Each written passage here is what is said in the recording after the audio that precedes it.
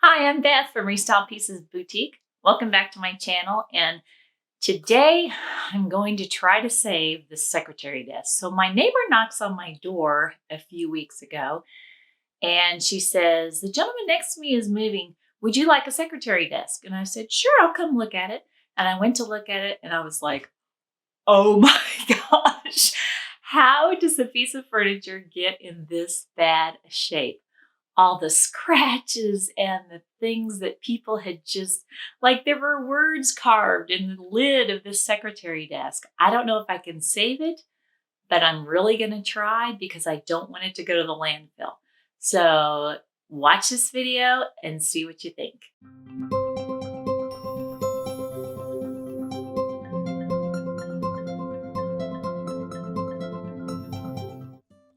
So here's another quick look at the secretary desk.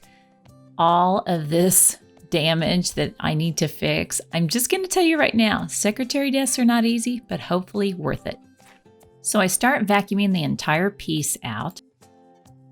I also take all of my hardware off, including the escutcheon plates, and I keep them in a baggie just in case I want to use them. I'm not sure if I want to use them or not, but I put them in a baggie and I label that baggie with a permanent marker where it belongs. Trust me, you'll thank me later.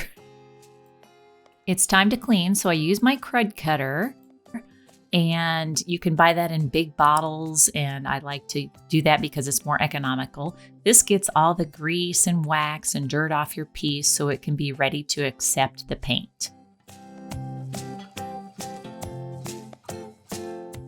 I then moved on to some repairs. There was a side runner that needed glued, and then all of the drawer runners were loose and the glue was coming out and the nails were coming off, so I had to glue those. I used Tite Bond wood glue. It works very well and it's very strong.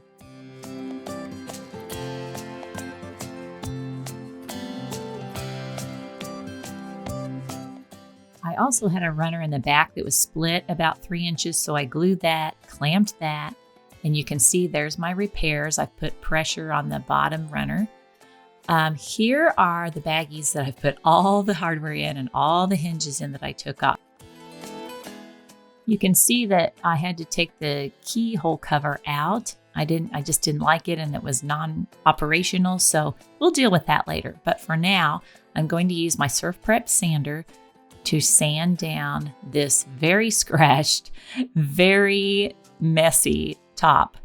And you can see at first I used my 80 grit. You can see at the top or the middle of the screen on the left that I have different grits. I moved from 80 to 120 to 150 to 180, and I got a nice smooth surface. Now this portion of the inside of the desk wasn't quite as bad as the lid, so I did use a 150 and try to get some of those scratches out. Then I took a 180 and I just scuff sanded the whole piece, and I had to do this organizer by hand. Some water and a rag and got all that dust off of my surface. Here I moved on to making some repairs with Bondo. There were some gashes and dings and areas where some of the veneer had come off, so I'm using my 2-part Bondo all-purpose putty. Mix those 2 parts together and it makes a very solid fix for those dings and dents and missing veneer. It dries pretty quickly, so hurry! Because this lock mechanism hole was pretty deep, I used quick wood epoxy putty. It's a 2-part putty. I just cut some off, knead it in between my fingers till it's one solid color, and then I pushed it into that place. This will dry hard and I can sand it smooth. Now I'm removing the ball and claw feet because they give me the creeps. And I'm going to change the feet on those. So I just drilled my holes for the new legs or the new feet. And then I took some Bondo to fill those little cracks and places around the edges that were left when I pulled the feet off.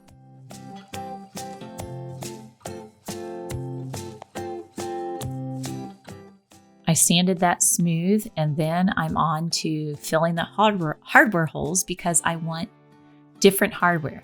So I take a dowel that's the same size as my hole, and I just tap that in.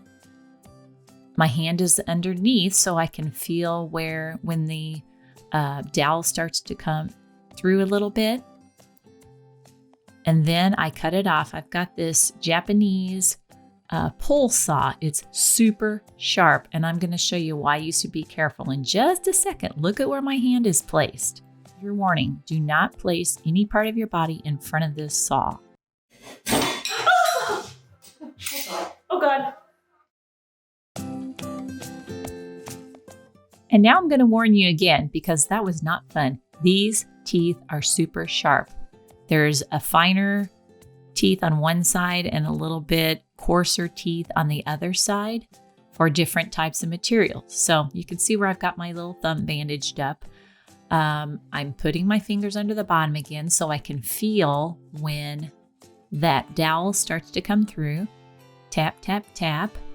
When I start to feel the edge of the dowel, I stop.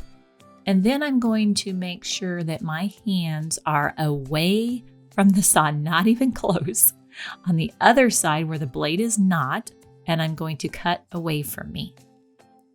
Woodworking 101, I'm sure. I then went over the holes with Bondo, sanded those smooth, and I'm on to drilling new hardware holes. I always drill hardware holes before I prime or paint. It's no fun to come back later and do it. So I'm using this tool, a hardware jig, to line up the holes. I have a little punch that you just, once the hole is lined up, you punch a little guide hole, and then you can drill your holes with your drill.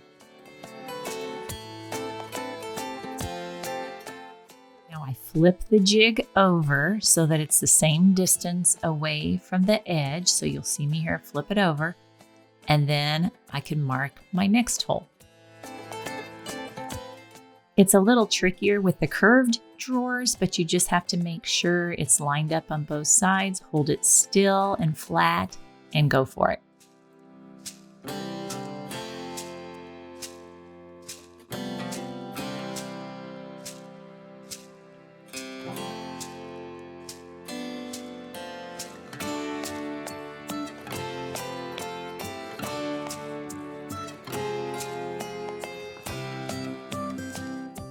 Once I had my hardware holes drilled, now I'm going to tape up my drawers because I spray with my drawers in a lot of times when I can. I like to tape those up with the Scotch plastic and tape in one, and then those are protected from overspray. I also taped up my little tiny drawers. Now I'm using some Bondo and glazing and spot putty, and you can see I've already got all the dings and dents and things that I could find filled. I've sanded them smoothly, and then we're going to move on to the next step.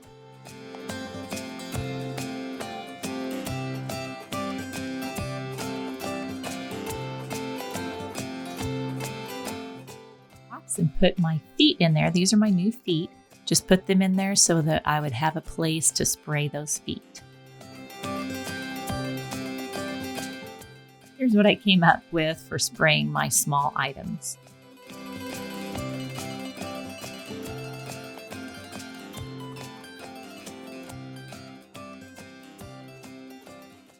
I also used a hanger and some tiny eye hooks to put my lid on so I could spray both sides of my lid at the same time, and then I could just hang it somewhere to dry.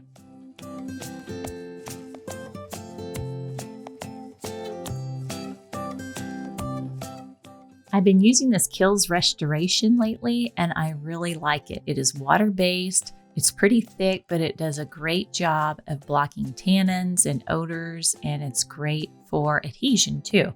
I do put a little bit of water in it so I can get it to run through my sprayer. This is a light gray, and I picked a light gray because it's closer to blue than the white primer. And that will save me from doing so many coats of paint. I always strain my paint and my primer just so it can get all the little imperfections and globs out. I'm loading up my sprayer and ready to go. And here I'm testing my sprayer. You can see that I don't have enough flow coming out. And there's a lot of dots. There's no splatter. You don't want splatter. You just want a fine mist. So I added a little more material, still a little light for me.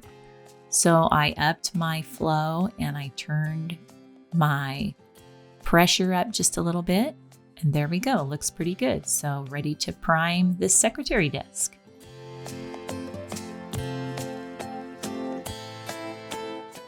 I always wear a respirator mask to protect my lungs, and I didn't used to wear goggles, but I noticed I was getting some stuff in my eyes, the dust, and so it's just a good idea to wear some goggles as well.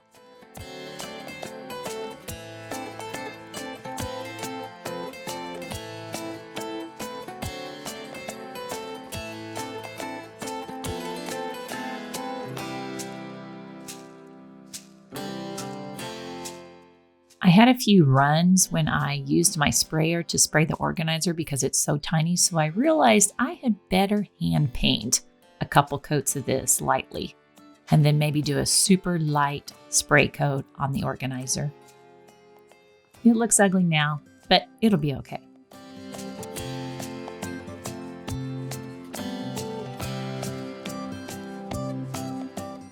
These little cute blue feet just make me so happy. I love how they turned out.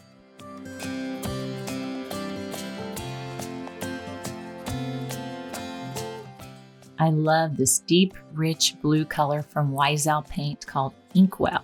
And now I'm going through and doing some details on the top edges of the drawers. It's all about the details. I'm taking my Redesign by Prima gilding wax in gold, and I'm just going over all these places with my finger. Make sure you use a glove. You'll be glad you did. I noticed some places at the bottom that needed touch-up, so I did use a brush for those places. I then moved on to putting the hinges back on. I needed a way to cushion those bottom supports so that it didn't scratch my lid. I first tried a strip of felt, so I cut a little thin strip of felt like they had on there before that was worn off, and I put some glue on it, and let's just see how that works out.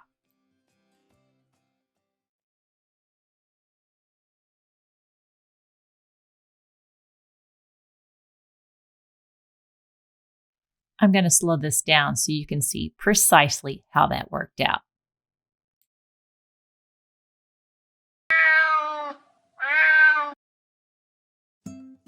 It didn't. Trial and error. So I just took the little round bumpers that have stickers on them and I put it on the end, and that worked wonderfully. There are times when you try and it doesn't work and you make mistakes and you learn. It's all a part of learning. Don't be afraid to try. And then I moved on to one of my favorite parts, lining the drawers and making them pretty. I usually just measure them like a 1/4 inch to a 1/2 inch larger than what the drawer is. Then I can peel that, lay that in there, smooth it down, and trim it. These were a little more challenging because of the curved drawers in the front, but I'm going to show you how I dealt with that.